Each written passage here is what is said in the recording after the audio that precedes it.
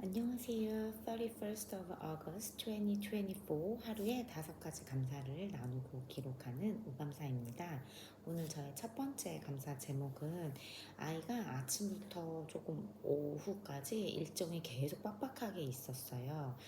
곧 있을 댄스 이그잼도 있었고 피아노 레슨에 또 그 중간에 갑자기 친구의 생일 파티에 또 초대를 받았고 그 후에는 또 다시 댄스 프랙티스가 있어가지고 무척이나 바쁜 하루였는데 아이가 그래도 짜증내지 않고 그 일정들을 잘 소화를 해내준 것이 되게 감사하다는 생각을 했고요. 그다음에 저희 두 번째 감사 제목은 그 중간에 일정을 소화하면서 생각해보니까 아이가 밥을 먹을 시간이 한 30분 정도밖에 없는데 집에 밥이 없는 거예요.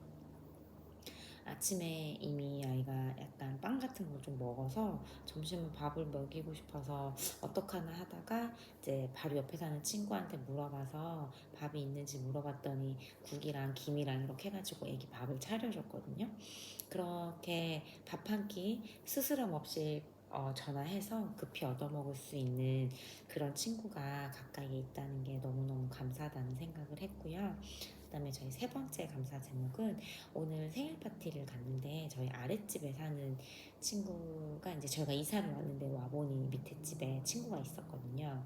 근데 그 친구의 생일 파티였는데 이제 학교 친구다 보니까 아무래도 초대를 받아서 가니까 학교 친구들이 대부분이더라고요.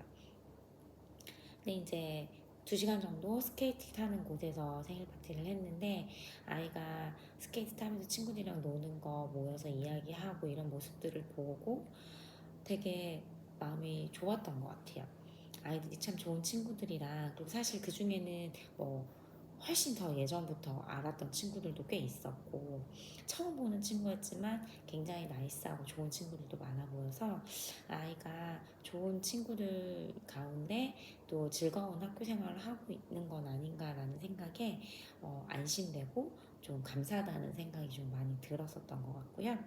저희 네 번째 감사 제목은 상당히 오랫동안 일을 하면서 좀 힘들고 그래서 퇴사를 고민하던 동생이 있었는데 이번에 이제 마음을 굳힌 것 같아요. 사장님하고도 이야기를 하고 그래서 퇴사를 하기로 마음을 먹고 이제 그 이야기를 조금 나눠줬는데 오랜 시간 일을 했던 곳에서 퇴사를 한다는 게 사실은 쉬운 일은 아닐 텐데 그래도 어쨌든 퇴사를 결심을 한 그 친구네를 조금 응원하고 또 앞으로 더 잘 될 거라고 위로해주면서 격려해줄 수 있었던 시간이 좀 되게 감사했던 것 같아요.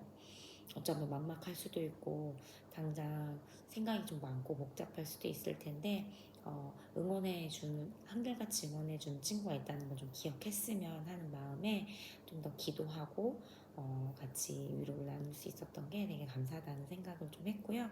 마지막으로 저희 5번째 감사 제목은 아침에 남편에게 싫은 소리를 조금 할 일이 있었고 또 오늘 하루 일정을 소화를 하면서 아이에게도 잔소리를 할 일이 있었어요. 제 입장에서는 타당하고 남편이나 아이가 잘못을 한 거는 맞다고 생각을 하지만 그래도 어쨌든 혼나거나 싫은 소리를 듣거나 했을 때 기분이 언짢은 건 사실이잖아요. 하는 저도 그렇지만 듣는 사람이 더 기분이 나쁘겠죠. 그래도 늘 언제나 그런 소리를 들어도 먼저 사과를 하는 건 사실 남편이고 아이거든요. 남편도 늘 먼저 미안하다고 전화를 하거나 문자를 해주고 아이도 잠깐의 시간을 가진다면 꼭 저에게 와서 안아주고 죄송하다고 사과를 해요.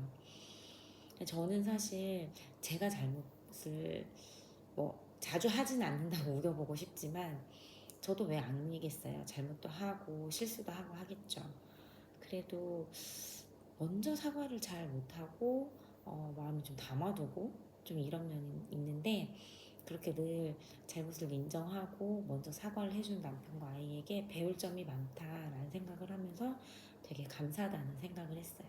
둘 덕분에 저희 가정이 좀 더 화목하고 평화롭게 유지가 될 수 있는 게 아닌가라는 생각도 하면서 되게 감사하다고 생각했던 하루였던 것 같습니다.